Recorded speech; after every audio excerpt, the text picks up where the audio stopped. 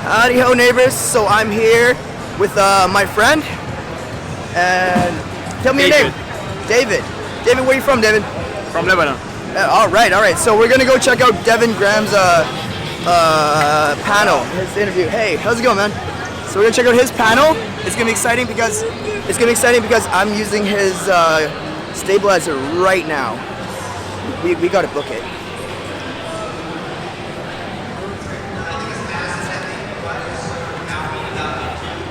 It gives everyone in this room the opportunity to compete with Hollywood, get your stuff seen by the world. It doesn't matter how big of a camera you have, how big of a budget.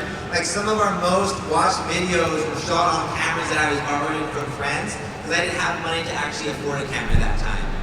I mean, it really is crazy if you really think about how much YouTube has kind of like disrupted, and just like digital platforms in general, how much it's kind of disrupted Hollywood and all that kind of stuff. So that's fun that you're kind of like one of the reasons why it's like being so disruptive and like messing things up, which is funny. Super exciting for sure. Yeah. So you've been able to accomplish a lot of things, like obviously living in Hawaii and traveling, but what's one thing that you've been able to accomplish with your channel that like you still can't believe happened and you're still like, wow, that's insane? Yeah, I think the biggest thing, and it's kind of a simple thing, is every day I get to do what I love to do, work with amazingly talented people, and be inspired constantly by you guys. Like for us, that's huge. I never would have thought how big of an impression that would leave. And like, I was going to film school. I actually dropped out the last year of going to college, which I wouldn't suggest. But that's kind of the path that I took. And people were like, you're wasting your time doing stuff on YouTube.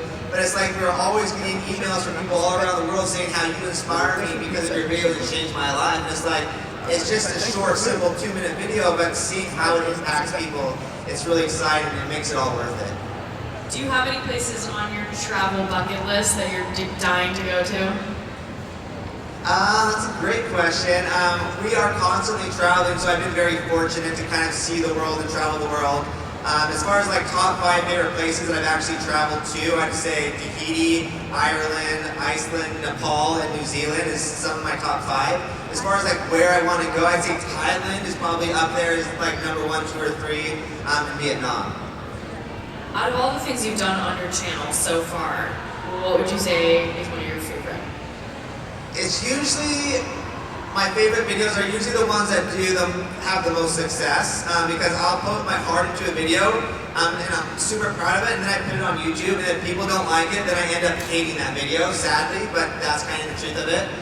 So our most watched video on YouTube is our Assassin's Creed meets parkour in real life. Shout out to Assassin's Creed. But that was like a big change for us as far as giving us massive opportunities to do bigger and better projects. I was going to ask you about that a little later, but since you brought it up, so that is your most viral video. I think it has like 16 million or something like that. 64 million. Something insane like that. So how did that idea kind of come about? And I mean, obviously you probably put a lot of work into it. Did you have a feeling it would go so viral, or like were you like, oh, well, I'll like see what happens? Yeah, so that video, as you're saying, on YouTube has 64 million views, and then we did another Assassin's Creed on Facebook that has 131 million views. And I would have never, ever thought that would have got shared even close to that. Like, if it got 1 million views, I would have been happy. That one started out because I was a big fan of the video game, and I was always a big fan of parkour. For those that don't know what parkour is, it's running and jumping from building to building. That's not very safe, but it looks really fun. So I was like, let's combine these two sports together, because that's what we do in the video game. Let's get someone in a video game character costume. So we made that. And originally, I just got a guy I met through Facebook. I wrote him on Facebook, like, let's work together. His name was Ronnie Chavez. He's incredible. He has his own he actually launched his YouTube channel. And I was like, hey, let's do this. It will take a day. It ended up taking 7 days of filming, because after the first day, I was like so excited about it. I wanted to be perfect for what I could do, at least at that time. So we just kept on adding to it and adding to it. But it's just been incredible because we put so much work into it, people saw that, and then it kind of took us all to the next level.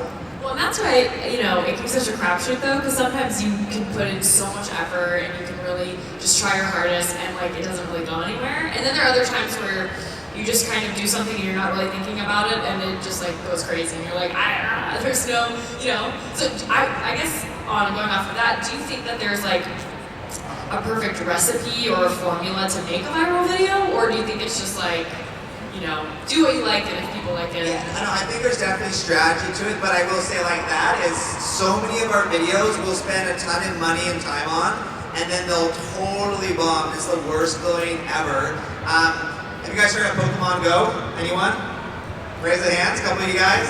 So when that craze happened about a year ago, we were like, okay, everyone else is getting on that bandwagon, we're gonna do that. So I just spent a day shooting a video, and then we turned it around within like a day, and it ended up getting 20 million views. It was like something I didn't put hardly any time into, did super well. So it's kind of a give and take, but the biggest thing with that is if you're not creating, you're never gonna know.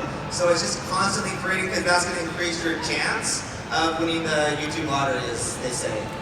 So, with, you know, being on YouTube, there's a lot of other social platforms that are involved. You know, there's Facebook. We were talking a little bit about Facebook backstage. There's like Twitter and Instagram. Do you find that there's one platform that's kind of harder to tackle than the others, or like what do you think about that? Yeah, so all these platforms, they are constantly changing. 3 years ago for us, YouTube was where we were getting our names out there. YouTube now kind of favors daily content, kind of more of a vlogging style content that can be a lot longer. So for the kind of stuff that we do, where we'll spend 2 weeks filming a 2-minute video, it doesn't really work for us to succeed as much as we used to on YouTube. So we put a lot of our focus on Facebook now, and that's kind of one of our top priorities. So it's like each medium hits a different audience and has a different chance of succeeding. So we use Facebook, Instagram, Twitter, YouTube, but for us right now, Facebook is kind of like the catalyst to get us to the next level. And like you said, I mean, they're all just constantly changing. So it's like, you know, 3-minute videos, it's like keep it short, but then also you want these long form ones. So it's hard to know. You know, it's constantly changing, so you just kind of have to keep up with it. But so you only post like once a week on your YouTube channel. You post 1 video a week because it takes so much time and effort to make these videos. But how do you sort of come up with your programming? Like, how do you decide what's going to go up when, or like what is that like? Yeah, so originally when I started, we were working on $0 budget, and it was me going solo. This is 2010. So I was doing 1 video a month, and I thought that was next to impossible as it was. But then I realized if I didn't put out more content, I couldn't grow faster. Because I'd have a couple viral videos early on, but I'd only get a couple hundred subscribers from that. So then I started doing it every other week, and then for the last 3 years, we've been doing it weekly, and that's where we kind of see the highest or the fastest growth. Now with that being said, with Facebook, we're doing things completely different, where we're uploading on Facebook every other day. But we're taking old videos from our YouTube channel and re-uploading them to our Facebook channel, so that's why it's not kind of overwhelming our audiences. How, what was I going to say? So, with posting your videos on YouTube and all that kind of stuff, do you remember, like, what was your first video to ever go super viral, where you were like, oh my gosh, that many people watched it? Or maybe like even your first video to get like 1 million views? Because I remember back in the day, 1 million views used to be like humongous, and now it's sort of like, oh yeah, look, 1 million views, cool, you know? Yeah, so it was the 3rd video that I ever uploaded on our YouTube channel. It was a bike jump into a pond. I'd seen it on Facebook. Someone had done another version of it, but it was just kind of shot on like a crappy cell phone. The quality was really poor, and it had gotten like 2 million views. So I was like, this is a very shareable concept.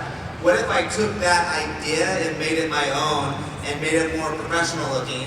And then I uploaded that to YouTube. The first day it got 1,000 views, which was huge for me. And then the second day it got 80,000 views. And then it took 4 months to get 1 million views. So that was like my first video that had gone viral. With that being said though, is I only had 3 videos on my YouTube channel. So I only got 200 subscribers out of the 1 million view video. So it was once I started being consistent with content, that's when I was able to actually start growing. But I feel like, so this was what, 2010, so like about 7 years ago when you were uploading these. I feel like people didn't really like start subscribing to channels until like, not recently obviously, but I feel like that wasn't something people thought about when they would go to YouTube. Like, oh, I'm gonna subscribe to this channel. People just kind of, it was like one-offs where it was like, oh, there's this viral video, like I'm just gonna watch it. So it's crazy to see like how far it's come, and now it's, you know, all about the subscriber count, and, or it's not all about the subscriber count, but you could have, you know, millions and millions of subscribers, but your videos might not get, you know, a ton of views. Yeah. Do you remember uploading your very first video ever? So when you uploaded it, were you like, this is gonna go viral, yay? Or were you just like, I'm just gonna upload it and see what happens? Yeah, so I had 2 other YouTube channels before the Devin YouTube channel. I had a YouTube channel called Snow Jamaica, because I lived in Jamaica for a couple of years.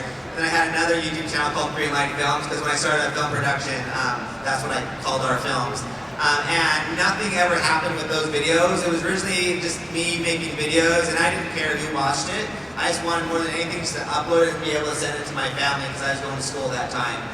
So when the whole thing happened on our main YouTube channel, the first video I ever uploaded was just a family vacation video. It was a video we shot in Canada with my family. So it all started out not necessarily about getting views, it was all about just creating content that I was really passionate and excited about. And I feel like, as corny as it sounds, like, that's kind of how YouTube started, is just being able to share things. It's like, oh, I want to share this with someone, and now it's just like on steroids. It's like sharing on steroids. If you could give yourself any advice before you hit that upload button for your very first video, what do you think it would be? That's a great question. I think one thing is just whatever you upload to YouTube, it's out there forever. And the other big thing is create content that you're passionate about, because if you upload it and it does really well, people are going to expect you to do that exact same kind of content. So just be very mindful. It's like, I want to be a YouTuber. Make sure you can kind of figure that out now or sooner than later, create content based on that. And by no means do you have to have it all figured out, because I'm still trying to figure it out as far as like what I'm passionate about. But by us doing weekly videos, we're constantly doing different things. So we're learning like, oh, this is what I love to do. I'm not so good at this, but I'm really good at this, and kind of learn from your mistakes. Do you read a lot of comments on your videos, or how? Yeah, I try not to now, because sometimes the comments can like tear you down. Like you'll have 10 really positive comments and then one negative comment, and that will like ruin your entire day. So, but the comments are super important to us, so we definitely like take it to heart. Especially when we first upload a video, that first like 24 hours, is I'm reading like every comment, going through it as fast and often as I can. We're responding to as many people as I can, because we do take that to heart. We learn from our mistakes with that. How do you kind of, there obviously are inevitably going to be negative comments on any video, but how do you kind of deal with that? How do you? I think you brush it off, or? Yeah, no, I just think it's something you do over time, and it's still like, it definitely has an effect on me. But more than anything, it's like, okay, I will take this to heart, but sometimes it's like you'll go to their channel, you'll see like kind of what they're creating. It's like, oh, they have no videos on their channel, and here they are saying you're the worst human being in the world. So yeah. Obviously, like, YouTube has come pretty far in the last 5 years. What, if you had to guess, or if you had kind of thoughts on this, what do you think YouTube will look like in another 5 years? Say it one more time. What do you think YouTube will look like in another 5 years, like if you had to guess? Yeah, so it's definitely like an evolving, changing platform. I'm seeing a lot of stuff become real as far as like more reality, YouTube, more vlogging. And I think that's what people love so much, like it's taking over television, because it is that much more real and authentic, and people like us can actually connect with it, because it does feel very personal, where you can actually approach these YouTubers and they're there like face to face. So I just think it's just gonna get that much more personal as far as a way for people to connect. Who are some creators that you really enjoy watching or that inspire you? Yeah, so when I started YouTube, my favorite YouTubers were people like Mr. Guitar Man, like he was huge for me, Freddie Wan, Corridor Digital, I Justine, like those were the YouTubers. When I went to the first VidCon, those were the people that were up here speaking, so for me they had like a massive impact on kind of what I wanted to create. What kind of stuff do you like to binge watch on YouTube? Like whose videos, or like you could just watch all day? I love seeing Casey Neistat stuff. I love seeing Corridor Digital still. Julian Smith is one of my favorite YouTubers. He doesn't upload stuff very often now, but back in the day he was, and I love the kind of stuff he was doing then. If there's someone that you could collaborate with on a video, who would you like? Who's someone that you're like dying to work with? We have a big list of YouTubers we want to work with. Off the top of my head, I can't think of like who I would love to work with. Corridor Digital, we worked with them last year, and that was like one of my favorite kind of collaborations. We got to work with him and learn from him, but off the top of my head, I can't think of it. Well, that's cool. I mean, is there anything? What else? So you said you had a few trips coming up. So what else can we kind of expect? What should we all be looking out for? Yeah, so I would definitely say within the next year and a half, stay tuned for our big YouTube Red series. This year for us is going to be a massive year as far as doing the biggest stunts we've ever done, because we're finally working with some of the biggest brands out there, so that's allowing us or empowering us to do much bigger stunts that we've never had the opportunity to do. Very cool. Thank you so much for joining us. Thank you guys for watching. Thank you guys for coming. You guys are up. Hey guys. Hey guys. Hey guys.